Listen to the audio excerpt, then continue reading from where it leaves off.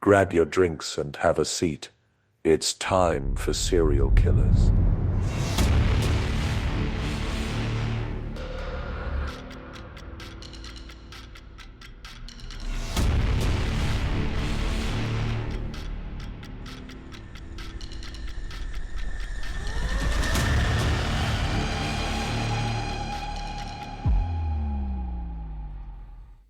Hello. Hello. We're here That we are. getting ready to do another episode of Serial Killers. That's the facts. You left me hanging there. I thought you were Well, going to say it with me. That's not normally how we do it, though. Like, I know, but I thought you were going to do it with me. And I was like, I was confused. so anyways, Who are you? I'm T. And I'm Jay. And we're here to talk about Serial Serial killer. Killers. That's normally how we do it. I don't know. I was trying to change it up a little bit. Calm down. Well, you got to let a person know before you do that. I You can't don't. just do it on the fly and then be like, yes. why didn't you have my back? We're supposed to be connected. We've been married for so many hundreds of years. We should be connected well enough that you should just know what I'm going to do and say. And you're a creature of habit. You don't change things. Yeah, so when I do, you should be like, oh, I know what I she's do, doing. it just throws me off. Uh-huh. So I don't have any like current true crime things I don't think that I want to talk about right now. Normally we do, but to be honest, I'm going to be very truthful right now. I have not been paying attention to current true crime things because I'm mentally exhausted from our world.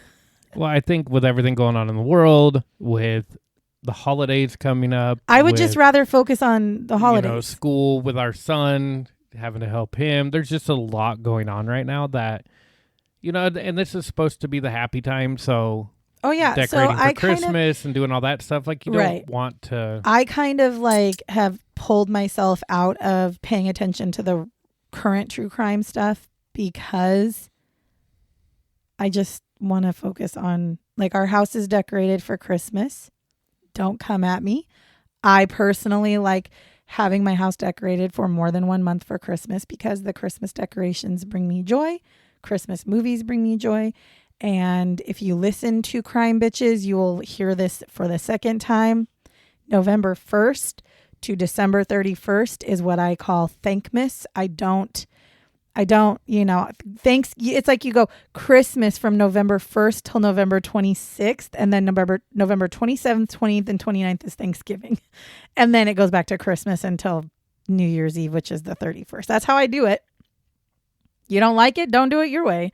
You don't like it? That's fine. That's how I do it. Okay, so you just told people if you don't like it, don't do it your way. I mean, no, I'm saying don't do it. Do it your way. Like, yeah. But I'm just totally the way you fine. said it was like, don't do it your way. Celebrate Christmas, suckers. Our son does not enjoy it. He wants to do He's okay Thanksgiving. with it. No, he's okay with it. He's just against. We have to get Halloween's his favorite time of year, so he's like nothing until before Halloween, and then we'll fine. But he always says, like, you're forgetting Thanksgiving. And I'm like, I'm not forgetting Thanksgiving. I personally enjoy sitting down to our Thanksgiving dinner decorated with Christmas stuff. Yeah, it's the holiday season. Right. From Thanksgiving and Christmas, to me, it's all It's all together. They go hand in hand. Like, it's all together. For me, it was like, I remember being a kid and it was like, as soon as November hit, it was like, oh my gosh, we're in the Christmas season. And then it was like, oh, Thanksgiving, that's like your final hurdle before it's actually Christmas. And so it's like I don't bake Christmas cookies or anything like that until after Christmas or after Thanksgiving, but I most definitely decorate because, again, it brings me joy. If it wasn't so socially unacceptable, I'd probably keep my Christmas tree up year round because I like it. It's pretty. And my house looks so nice when I have Christmas decorations up. And every year when I take the Christmas decorations down, I'm like, dang, my house is so plain. It's so Hallmark boring. is flowing on every TV. Hallmark is flowing on every TV because I most definitely do watch all the Hallmark Christmas Now, movies. let's get this straight. Hallmark is flowing on every TV that you're sitting at. Well, yeah, I mean, video games are flowing on the my rest TV. of my family could care less. But I do have to tell you one really cool thing that my son just did. Is that what you're going to say? No. Oh, I was okay. going to talk about another part of what he did because it was hilarious because we play a video game where there's characters in the video game. I'm not going to go into what the name of the video game is. Just there's characters and you can dress them up. You can change their clothes, whatever. He ran by me in this video game 2 days ago, and I was like, what are you wearing? And he said, they're lederhosen. And I said, why are you wearing lederhosen? He said, it's the closest thing I could find for Thanksgiving. So he dresses his characters for the holiday, which is absolutely hilarious to me. And by the way, he's not a child. He's like in his 20s. No, but it's absolutely awesome. And This is what we love about him. He's like, I'm already looking at outfits for Christmas time. Yeah, so this is what after we love about Thanksgiving, it was just, it cracked me up. But let me just tell you one other thing, and then we'll get into the nastiness that we're going to be talking about. So every year since my kids were little, really like middle school and elementary school, we had this rule, and it was we had to watch one Christmas movie per night for the month of December. And we would list all of the Christmas movies on a piece of paper, put them in a jar, and then randomly pick a name out of the jar, and whatever we pulled, that's the movie that we'd watch. We have done that every year up until even last year. We did it. This year, my son, because he is a computer science and computer gaming major in college, he decided that he was going to go ahead and code us a little program, a randomizer program. So he created a program on his computer that will now randomly pick our Christmas movie for us every night from whatever day we start watching them. And we have collected many Christmas movies over the years. So a lot of the times it doesn't start. The first, we'll normally start it in November because we also take like a week where we're going to be in Disneyland for Christmas. We do a Christmas vacation. And so we have to kind of push it back to November. So him and I have to sit down and look at all the movies we have, count them out, and then pick the day it starts. But basically, he had created he's coding. He's a big coder, and he coded a program that we go into. And it's like, do you want to fit, what is your Christmas movie tonight? Do you want to find out? Yes or no? You hit yes. And then it's like, okay. And then it throws out a movie and you're like, done. And then you watch that movie. So I was very impressed by it, and I think it's really cool. And he just did it on a whim, and he was like, here you go. And I was just like, oh my God. But also that makes me go, okay, he obviously knows how to code stuff, because who else is going to figure out how to do that? Only people who know how to code things. Yeah, well, he's doing what he likes. So he's doing what he loves. Yeah, you can tell. But all right. Alas, we are not here to talk about Christmas, even though I could have a whole podcast talking about Christmas, for the everything. nastiness. We do have to talk about... And, maybe our podcast... around Christmas time, maybe we'll take a break from the nasty and just talk Christmas. Nobody who listens to us wants to hear about that. I don't know. Nobody does. Fine, we'll find a Christmas. Nobody does. Serial killer. That'll be hard because serial killers kill a lot. So I don't know. I mean, for crime bitches, I'm going to try to find for the month of December crimes that happened in December that are like Christmas crimes, which is really terrible, actually. But you got to go with the flow. Yeah, we'll see what we can find. Anyways, so we are talking today about a man named Thierry Paulin. Now listen to me. That is not how you pronounce his name, because he is French. And I will try to pronounce it the right way, but I feel like it sounds like I'm making fun of French people. That's why I'm not going to pronounce it this way. But I want to tell you it is pronounced Thierry. Oh, so I'm not going to pronounce Thierry. it. I am not going to pronounce it like that because I feel really silly. I'm going to pronounce it the way that the guy that I watched who taught me how to say this, who is French, said, if you're American, say it like this. That's how I'm going to say it, which is Thierry. Okay? Thierry Paulin. That's who we're talking about. Now, he has a lot of nicknames, but the one he is most well known for is the Monster of Montmartre. He is also known as the Grim Reaper of Paris, the Beast of Montmartre, and the Old Lady Killer. So just take a wild guess of who his victims are. Young women. He had 18 to 21 victims, and the location of the murders were Paris, France. And his murder dates were 1984 to 1987. His method of murder was strangulation, stabbing, and beating. And a characteristic of his murders was what? Rape. Wrong. Ooh. Robbery. Oh, well, first time for everything. Thierry was born November 28th, 1963 in Fort-de-France, Martinique, which, by the way, I thought was in France. It's not. Martinique is like its own country, I don't know, area. I don't know.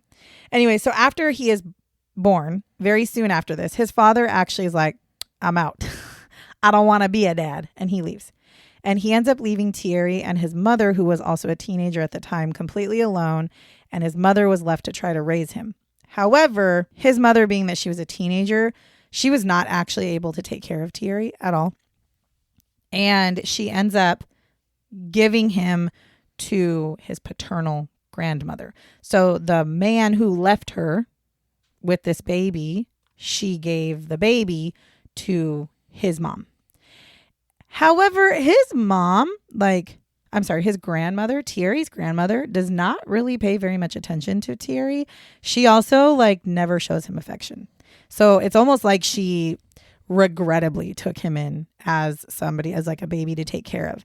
So by the age of 10, he lives with his grandmother till he's 10, and he ends up moving back in with his mom when he's 10 years old. Now, by this time, she is married and he has step siblings, which I'm not going to lie. If I'm a 10-year-old who was given to my grandmother and then I find out my mom is married and shit and she couldn't take care of me, but she's married and has stepkids, I'm going to be a little frustrated with that. So he moves in with them. But he didn't know where he quite fit in this family dynamic, because prior to him being there, it was his mom, his stepdad, the stepkids. And then he comes in as her biological kid and doesn't really fit the family dynamic. He actually ends up turning violent towards his step siblings. So this leads to his mother contacting his father and saying, can Thierry go live in France with you, because he's not welcome in my home? And of course, his father, even though he doesn't want to be a father, he actually agrees to it. But his condition is, I will take Thierry and let him live with me, but I do not have to pay you any more money. Just winners all around. I mean, to be honest, though, that's kind of how it should work. Well, yes, but he was paying her not child support. He was paying her alimony. So that has nothing to do with Thierry. But that was his thing, was I will take him and he can live with me. You do not get any more money from me. Which also, he had been paying her money, I guess, without Thierry living there. So whatever. Now, Thierry does struggle in school, both academically and socially. He is actually teased, and oftentimes he is shunned by his classmates because he is of mixed race. And you have to remember, this is 60s, 70s-ish, okay? He also failed tests all the time. He did not do well in any of the subjects that he was trying to do in school. He does end up enlisting in the military at 17. I don't know if he actually dropped out of school because it doesn't say, but I just know that at the age of 17, he ends up becoming part of the military. And he actually joins the parachutists. I'm just assuming they're Air Force people that jump out of planes. Yes. However, his sexuality and his race become an issue to his fellow soldiers as well. Now, he is gay. And he is of mixed race, which again, these are the times, which is so crazy to me because I was not alive in the 60s and 70s, but I was alive in the 80s and 90s. And I just don't, if he was born in 63, 17 would make it what year? 80. Okay. So 1980, I did not realize there was still a big race issue. Maybe I'm just naive. I didn't realize that race was a thing. However, please remember, this is France, not the United States, which also makes a big difference. I know. So him being of mixed race was an issue. Him being gay was also an issue, being in the military. Now, while he's in the military, he is actually arrested for robbing an old woman at knife point. And he does receive a 2-year sentence for this crime. However, his sentence gets suspended, and he actually is also able to remain in the military, which I think is fucked up. I think that's fucked up because if you do something like that, normally you are discharged, right? Normally you don't get to stay in the military if you rob some old woman at knife point. And you also have to serve your prison sentence. None of that happened. None of it. Now in 1984, Thierry leaves the army and he goes to live with his mother once again. Now she has now lives in Paris. So he leaves the military, goes to live with his mom, and their relationship is pretty, not violent, but just shitty. There's not a good relationship there. They don't get along. He begins to work at a nightclub called Paradis Latin. Now, this is a club that puts on drag shows. And he actually starts out being a waiter, but he ends up becoming a drag artist, and he imitates his most favorite singer, which was Eartha Kitt at the time. And so he's now this drag queen, which good on you, guy. Now, it was while he was working at this club that he meets a man named Jean-Thierry Mathurin. Thierry must be a popular name in France because that's weird.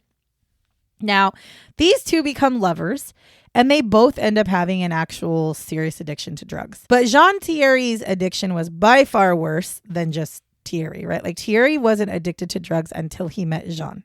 And then Jean kind of brought him into the drug scene. And so Jean was much more highly addicted to drugs than Thierry was. Now, the two of them, they need money to pay for their addictions. So they would actually sell drugs. And it was not bringing in enough money for them to sell the drugs. And sometimes I wonder, was it because they were also dipping into the drugs? Like, like they were selling them, but also using them. So they weren't getting as much money. Testing your own supply. Yeah. So Thierry decides, well, I got a good way to make some money. I'm just going to start robbing people. And this is going to help us pay for the drugs. Okay. I think that's like, it goes hand in hand with drugs. Well, like as soon as you take drugs, you're like, hey, I need to rob people. I need to rob people because I can. And you got this weird false sense of reality that you're like, I can get away with anything, whatever. So on October 5th, 1984, Anna Barbier Ponthis, who was 83, and her friend Germaine Petitot, they were both attacked. Now, Germaine actually survives the attack, but Anna dies from being beaten and asphyxiated. Now, Germaine was so traumatized by this attack that she was never able to give any details to the police. They talked to her. They waited till she got better, talked to her again. And she's just like, I remember nothing. I cannot give you any details of who attacked us. I don't know. Now, this murder specifically produced 300 francs, which is the equivalent of $50. So a 83-year-old woman was murdered for $50 fucking dollars. That just seems wrong, right? Now, from October 1984 to November, and don't come at me for how I announced the freaking language. Nope, not language. Sorry. Money. The money, because I don't live in France. So it's francs. It could be francs. I don't fucking know. It's there. It's $50, 50 US dollars, 300 not European, $300 in France. Okay. Just take it for what it is. Now, from October of 1984 to November of 1984, 8 other women were killed. Most of them lived in the 18th arrondissement in Paris. Now, the methods that were used to commit these murders varied. So some of them were suffocated with plastic bags. One of them was made to drink a toxic drain cleaner or bleach. Others were beaten to death. So you have these 8 women and they're all killed different ways. The only thing that was the same about these 8 women's murders were that their ages were similar to each other and the fact that they had all been robbed. Other than that there was no other connection. So in the beginning, it was you can't necessarily say that the same person is doing it because the only MO is they're older women, but older women tend to be a vulnerable group of people anyways for being robbed because they're single older women, right? So in the beginning, I don't think they were like, oh, we have this mad murderer or, serial killer. I think they were like, oh my gosh, these women are being attacked like these older women because they're all killed differently. Now, some of these victims were on October 9th, 1984, Suzanne Foucault, she was 89. November 5th, 1984 was Iona Sigarisco, who was 71. On November 7th, 1984, Alice Benaim, she was 84. On November 8th, 1984, Marie Choi, she was 80. And on November 9th, 1984, Maria Mikodia, who was 75. So if you realize they're all 70s and 80s years old. Another 8 murders are committed between December 1985 to June of 1986. Now, there was little evidence for these 8 murders. They couldn't find, there was nothing connecting them to any, they couldn't figure this out, but they were able to compare fingerprints that were found at previous crime scenes. So they were able to get some fingerprints at some of the crime scenes, and they took all those fingerprints, they put them all together, and they said, oh, these are all the same fingerprints. We don't know who they belong to, but now we know the same person has murdered all these different people. And it wasn't even all of them. It was just some of them, because they would find, again, hardly any evidence at these crime scenes. But they at least have figured out now we're dealing with somebody who's just going around killing old women and stealing from them. So in autumn of 1986, Thierry actually attacks one of his own cocaine dealers with a baseball bat. Now, the dealer does not die. And here's what's real crazy. in the world, now I'm not somebody who has lived in the world of drugs, but typically, to my knowledge, if you are a drug dealer and you get your ass handed to you by a customer, you're not going to the police because you're like, well, I'm a drug dealer. Like, what am I supposed to do? Go be like, my client beat me up and stole my drugs. Obviously, you're not going to do that. This guy did. This dealer said, I'm taking that shit to the police. So that dealer goes to the police and says, I was attacked by this guy, and his name is Thierry Paulin. I was attacked by him. So the police go and arrest him, and he is sentenced to 16 months in prison. Yeah, he probably didn't announce that he was a drug dealer. Probably hey, I was just chilling on the corner. But what's to stop Thierry from being like, what are you talking about? He was trying to stiff me on drugs. Like, you know what I mean? Like, how do you know? Well, prove it. Listen, I'm just saying. It just, to me, I'm like, that's weird. Now, on November 25th, 1987, Rachel Cohen, who was 79, was murdered. And then on the same day, Thierry attacked another woman, but she survived, and her name was Bertha Final Terry.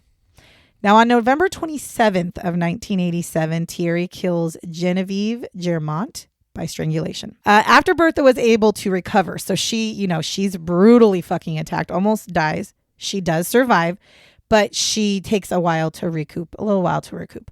Once she is recovered from the attack and she can actually talk to police, she's actually able to give the police a description of her attacker. She's able to tell them exactly what he looked like. And she says, and I quote, he was a mixed race man in his 20s with hair like Carl Lewis and an earring in his left ear. So that's what she tells them. That's her description. And she gives them more details of what happened and all that kind of stuff. Well, on December 1st of 1987, Thierry is arrested after he is recognized by a police inspector as he was walking down the road. This police inspector saw him and was like, hold the fuck on. This guy looks exactly like what Bertha described. Because again, you got to figure this is the 80s, okay? This is 87, and I don't know the demographics of France, okay? I don't know. But you see somebody who is of mixed race walking down the road who happens to have an earring in their left ear and also has blonde hair like apparently Carl Lewis did back in the day, because I don't know who Carl Lewis is. But you see him, that's not the norm for what you would have seen in the 80s, right? So he sees this guy and he's like, I'm pretty sure that's who we're looking for. Approaches him, talks to him, finds out his name, arrests him. Now, after he is in custody, he's in custody for like 2 days, and Thierry finally confesses to his crimes. He actually admits to murdering 21 women. Now, he described to the police how he chose the victims. He said that he would look for women he'd watch women who were older women who lived alone. I'm guessing it's more the shape of Carl Lewis's hair. Oh. Carl Lewis is the track athlete. Okay, Carl Lewis does not have blonde hair. Just so everybody knows, he's got like a flat top though. And Jay just literally Googled who it was, and he does have the same style of hair. Maybe she also said he had like blonde hair. Yeah, I think it's more the style, because he kind of ran with like a high flat top. Okay, well then I don't really understand how they picked him out of a crowd. Because that style though. I mean, I saw the picture of him, and so okay, well, scratch that, because Carl Lewis did not have blonde hair, but Thierry did. Okay, so Thierry did. So maybe she did also put that in, saying that he had like blonde hair or something like that, because that doesn't, I don't know how they picked that out of a crowd, but okay. Now, he explains that he would look for single older women who lived alone. He would then follow them to their home. Then once that the woman was at the door, he would attack them. And then he would push her inside of the home. He would then beat her until she told him where any jewels and money and anything of value were. So he literally attacked these women outside the door, shoved them inside, beat the shit out of them until they say, my safe is here, my jewels are here, take all my money, whatever. And then he killed them to avoid identification. However, he accidentally let Bertha live. Okay. And he left fingerprints at all these places. So he was essentially charged with 18 of the 21 murders because they were still investigating the 3 other ones and they couldn't put the charges, which again, I've never understood why you don't put charges on somebody who confesses. I know you got to still have proof, but it is kind of bizarre. So they were just going to charge him with the 18. And then at that point, he is put in prison where he just awaits his trial, right? By 1988, Thierry has been diagnosed and is suffering from AIDS. So he's in prison. He was arrested in 87. He was diagnosed with AIDS prior to that. He knew he had AIDS. So, but now he is like not HIV, he's AIDS, which is two different things. HIV is the before, AIDS is the not curable. You're, not going to live. So he is in prison now, suffering from AIDS.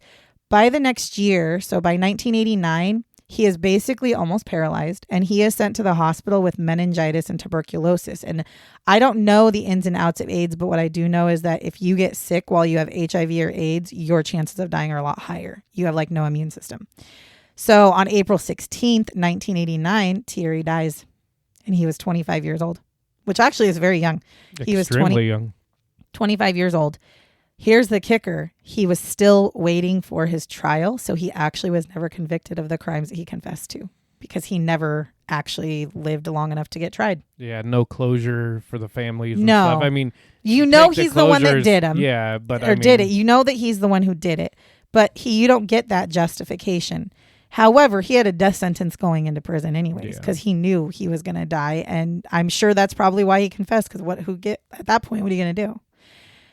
So that's the story of Thierry Paulin. I do have some shots.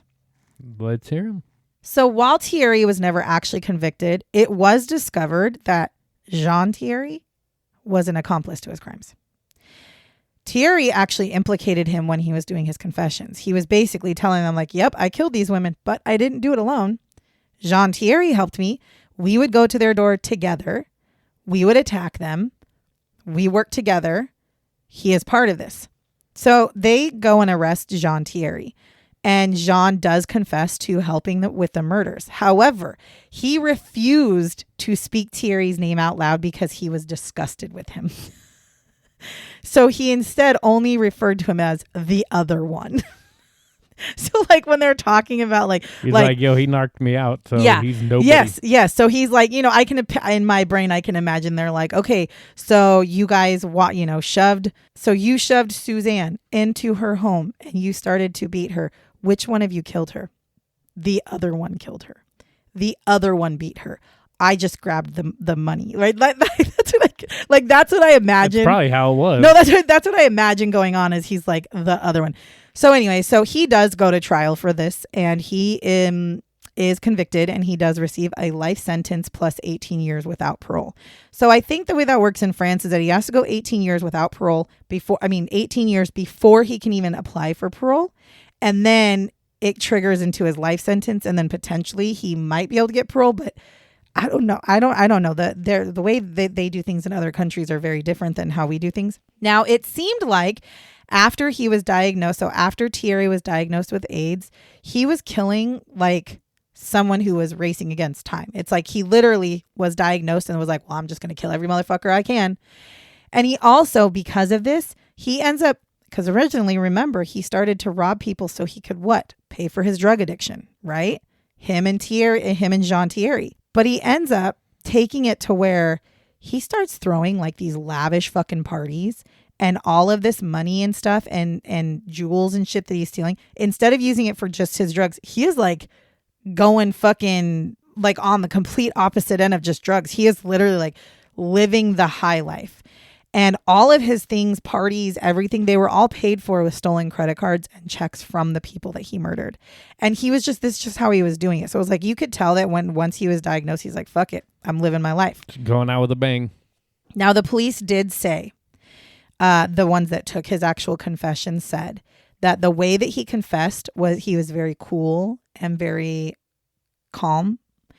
And they said it was literally like he was talking about just going to the store and buying a pack of cigarettes. There was no emotion. There was no remorse. He was just kind of like, yeah, I killed this person, this person. He just listed them off with no gives a fuck. He did not care at all about it. There wasn't a lot to find out about him because I think the reason there wasn't a lot to find out is he was fucking young. He died at damn 25 and he killed 21 women women from the time of like wasn't in jail long enough to have, the stories and stuff like that, or even a trial. So, well, think about it. He was born in 1963. His first murder was 1984. So he started killing women when he was 21 years old and died by the time he was 25. Yeah. So in a 4-year period, he killed 21 women and died. There's not a lot to tell about that. It's just and again, there's nothing that I can find necessarily in his past that stands out as like, oh, this is one of those nurture things. He was treated like shit. Like, I don't know if he was abused or not. He definitely was neglected. I'm not going to say he wasn't neglected. He had a mother who couldn't care for him because she was a teenager. He had a grandmother who raised him for 10 years of his life, but didn't give him affection and didn't really care about him. Then he goes and lives with his mom, and he immediately becomes a problem. So she moves him with his father. Who knows what his life was like with his father who didn't want him. So I'm not saying that there's no reason, but I can't look at this and go, oh, I can see it. Now, when you listen to the fact that when he was in school, he was shunned and made fun of for being mixed race, and then to find out that he also is having issues in the military for being gay and being of mixed race, maybe that is what it is. There's probably some wrapped up anger. I think the drugs were a trigger point, and I think I do too. When they did like their first one, and he killed the person and realized that wasn't a big deal to him. Right. I think that's where it kind of spiraled from there. And he wasn't going out to kill for the pleasure of killing. It was the pleasure he was getting from what they got from the kill, which was these lavish parties and stuff like that. And people would say like, oh, he only killed older women because he hated his grandma. No, like you said, he wasn't going out to kill just to kill. No, I think he killed older women because they're a soft target. They're easy. They were an easy he said that himself. That he only went after older women who lived alone because they were easy targets. And they had money. He knew he would get money from them, and then killing them didn't faze him at all. But also, I'm not trying to be mean or anything to older people, but older people in general, you don't have to do as much for them to die because they're older, right? So the way that they killed these women is fucking horrific. And in my brain, I'm just like, just beating an older person to death, that would be really crazy. But like, to force the one to drink the cleaning fluid, like, why? So, but like you said, he wasn't doing it because he was like, yes, I want to kill somebody. So he's not the kind of serial killer that is out there killing because he wants to kill. He wanted to kill to make sure he didn't get caught. However, after he was diagnosed with HIV or with AIDS, you notice how he didn't seem to care as much because remember, he's like, look, I'm going to die anyway, so who the fuck cares? Right, because the last 8 victims he had, that's when they started finding the fingerprints. That's when they started seeing all these things. So when you see I think if he wouldn't have been diagnosed with AIDS, he probably would have killed more women. I really do, because I don't think he would have been caught as quickly. But it's almost like he was killing so fast, because if you notice the dates of the other women, they were like one after another, after another, after another. It was like one day. And all he's doing is stealing credit cards, checks, cash, and jewels from these people. And then he just changes. Having to keep up that life probably pushed to be more rapid. And there was just a lot of. Well, and it doesn't help that you have an accomplice who is a heavy drug user who probably, if I'm being honest, probably was on drugs 90% of the times anyways, and was just doing, again, he was held accountable. I mean, he was put into prison, but he was probably doing the same thing just because you don't think about that. I mean, I don't know. I have not done drugs, but I'm assuming that when you're looking for the money to get your next high, or if you owe money to your drug dealers, you don't care what you have to do to get that money. Yep. So this is one of those unique serial killers. Not really unique, because we've had a couple like that. But he's one of the serial killers that, this is going to sound so creepy. And I don't mean it like this. It's going to sound creepy of me, but I don't care as much about this guy. Because I see what you're doing. You're a drug addict. You're getting money. You killed because you wanted money. You robbed and killed people. That's self-explanatory to me. Mm-hmm. You're not the one that I want to look at you and find out what makes your brain tick, what made you want to kill people to kill people. That's not the kind of serial killer that I would be interested in learning about, which sounds so terrible when I say it out loud. I sound like a fucking creep, but I mean it. I like to learn about the serial killers that kill for an unfathomable reason, right? That you look at them and you're just like, how as a human Yeah, they're being, more interesting. They're just more interesting. He's not as interesting. He's kind of a boring serial killer, but he is a serial killer nonetheless because he killed 21 women,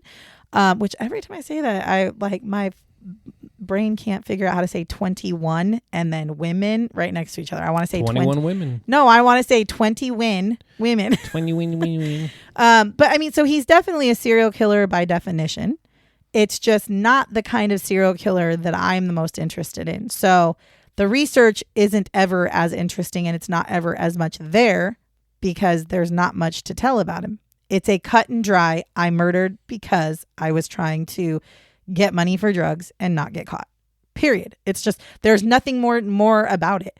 There's no weird, sadistic or anything else about it. It's just one of those things. So that's it. That's the story of Thierry Paulin. The Monster of Montmartre. So if you like what you hear, if you like listening to Jay and I chit chat about serial killers, then make sure you're following us. If you're not following us, click that plus button.